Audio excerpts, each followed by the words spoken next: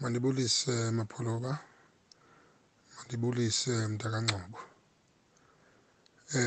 Ngale voice note ndinguRhadebe osegoli ngokusebenza ePretoria kodwa ngokusuka apha ndisuka Eastern Cape. Mapholoba bekunzimanyana kakhulu, kunzimanyana kodwa ke ekuqaleni kwale nyanga uApril ndiye ekuqaleni kaMeyi, pheleni kaApril ekuqaleni kaMeyi ndiye nda-order uMandela, ikhombo kaMandela noMgabe. Nda-odela mna kunye nomama walapha endlini. Bekunzima kakhulu ke kumama, ndifuna uxoka, since eqale last year ezama ijob ethola kancane kodwa kwaphela hayi January until uMay engatholi into. Kodwa sithe sawusebenzisa le khombo wayithola ijob itorho, uthola itorho usatorhoza kahle. Kwelami icala kubekho into ezitshintshayo endizibonayo ezi-signs zokuthi le khombo iyasebenza. Kuba ndingumuntu osebenzayo mna, ndisebenza eburhulumenteni kodwa imali andiyiboni. Kuba ke andikayiboni nangoku kodwa ke zikhona iisayini ezibonisayo ukuthi izinto zingahamba kakuhle mandiqhubekeka ndisebenzisa le khombo. Bekho ukuthi abantu bagqibele kudala abanondizamela ukuthi nam ndibe neehasile endizenzayo ecaleni bavela. Endibhizi ngazo ke sazama ke ngezohasila kodwa ke ndinethemba loba kuzawubheka phambili ukuba nasemsebenzini ndiyabona apho ndisebenza khona intlonipho endiyitholayo ebantwini nakubantu abaphetheyo, izikhulu eziphetheyo zibonakalisa ukundihlonipha kakhulu. Ndinethemba lale khombo noxa nje ndisazama kule nyanga iba iphelile ngoku andinanto ndinayo epokothweni. Ndisazamela ukuthi ndiphinde ndi-ode again amakhombo amabini, siqhubeke sibheke phambili. Sendibona ukuthi andizokwazi uhlala ngaphandle kwakhe uMgabe noMandela. Insipho endizifumana kuwe Mapholoba. Ndiyabulela kakhulu Mapholoba, ngase zonke izinto zihambele phambili, zibheke phambili, abantu basizakale. Umanceda abantu basizakale, uhambise ulwazi lokunceda abantu. Kunzima kakhulu, ndiyabonga. Enkosi. Sawubona Mapholoba, sawubona Mapholoba omkhulu. Ndoda enkulu ucele la eMlazi. Pholobazi, cha mfowethu, ngithi mfowethu angidlulise mfowethu ubonga mfowethu nokuthi mfowethu nginikeze mfowethu i-update mfowethu ngeprogress sengiyenzile since ngathatha uMugabe benoMandela. Mfowethu yabona into esenzekile mfowethu ngalensipho le ukuthi ngiyazibona mfowethu izinto mfowethu ziyenzeka mfowethu. Njengoba njena ngingaba nenkinga ke lapha ke ukuthi ke ngangenza application ye UIF mfowethu. Yabona njengoba njena ke ngingaba nenkinga yomsebenzi. So ke ngayifaka ngeyi-20 zika September last year u-2023. Mfowethu solo mfowethu kumgqiqo mfowethu njengoba njena ngangade ngivele ngiyapplyele eGauteng. Komgqiqo kanjalo ke mfowethu ke ngehla ngenyonga mfowethu, ngaze ngabuya ngaze ngapha eThekwini. Nakhona futhi nje kwangenzeka lutho mfowethu, yabona. Noma ukuthi ngiyafuna lapha ema-course center khona lapha naye bangitshela ukuthi hayi linda after 10 days, after 10 days. Mfowethu yabona since bethu ngiqale ukusebenzisa uMugabe, ngiqale uMugabe ukusebenzisa ngeyi-16 of May, yeah. 16 of May mfowethu ngiqala ngawusebenzisa. Mfowethu yes, hey food madoda. So mfowethu ngoba khona into nje ethi ngihambe ngiye lapha eDepartment of Labour lapha eThekwini yokwenza nje inquiry. Mangifika khona nje mfowethu wathi hayi hamba lapha eroom 12.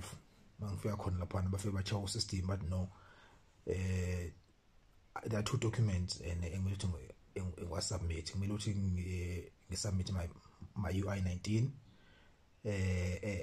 correct because all along I always thought what my ID number was right from the UI19 but it was just last number befanele kube 89 but yona bithela 80 so lethi lokuqala lo wesibili kwathola ukuthi ngenxa ukuthi ngangishintshe ama bank details also ku system that was not also updated kodwa sengithi ke mina wena mfowethu lento lena seyivela manje ngoba nakho sengisebenzisa uMugabe ngoba since ngifona ama cost center ngezi inquiry this thing was never picked behlala kuthiwa nje hayi i-application yakho yena it is sitting with the assessor ngize ngafona 6 times lapho khona bethi khona no every time ngifona bathi hayi your matter we are just escalating it until sense uMugabe mfethu wazovela cha ukuthi kahle inkinga ikuphi mfethu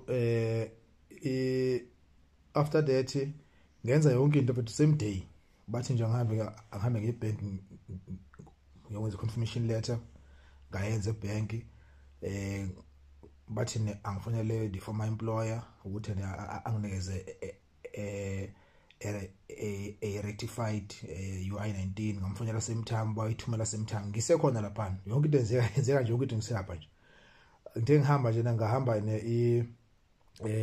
document yami seyile ka-assess wa-assess ngahlala naye phansi wa-load information wa-approve same time wasithi ke ngihambe ngekhaya mengibukana ngokuthi i-system yabuya down yokuthi ngikwazi ukuthi ngenze what they call it the application the authorization for the payment. I did that ngathola i-SMS same evening ethi I must wait ukuthi no ukuthi my application will be processed for payment in 5 working days. Kwathi ngeMonday yakhona ngathola another SMS ethi my payment and has been approved and then it will be in my bank in 7 working days. Nge-5th day yaqala mfethu ngayithola mfethu payment yami mfethu. Hey yazi ngathi mina umhlola nabo Mugabe madoda.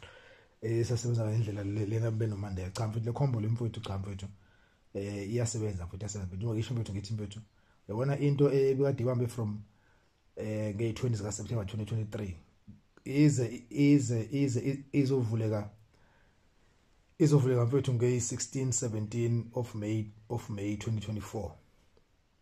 Hayi mfethu cha mfethu iyasebenza mfethu le tsepho mfethu ngisawuqhubeka nje mfethu ngisebenzisa ngoba mfethu sekhona lezi zinto futhi engisaphisa ukuthi mfethu engisazona mfethu ngiyabanga pholo omkhulu mfethu uqhubeke njalo mfethu usize nabanye mfethu ungagcini ngathi mfethu nabanye mfethu wena mfethu usiza mfethu ngemakhulu ngana kwethu Polobas sawubona bot ukhuluma noSeblela Polobas wakwaZulu Polobas hey insipho yami le ngingangabazi nje bot iyasebenza kumina iyasebenza Polobas ukusebenza kwayo kusho ukuthi ngakubeka kanje Polobas ngithi ngithole ngingcolile ngibeke nje kanjalo ngoba ngiyayizwa kimi emzimbeni iyangikhuculula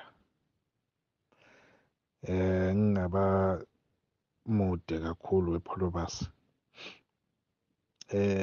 ekwenzile kumina emzimbeni esalwa nako ngiyabona ukuthi ilwa nokungcola okukhona Polobas benginenkinga mina yokunyepha ebusweni ukunyepha ke ngesibhaca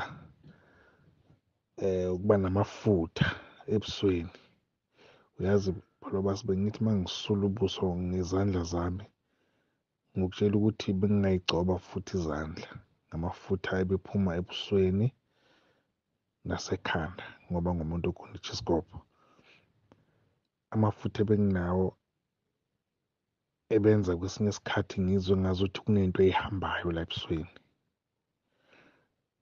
sensiqala ukusebenzisa insipho Polobas akusekho lokho lo mafutha wasekho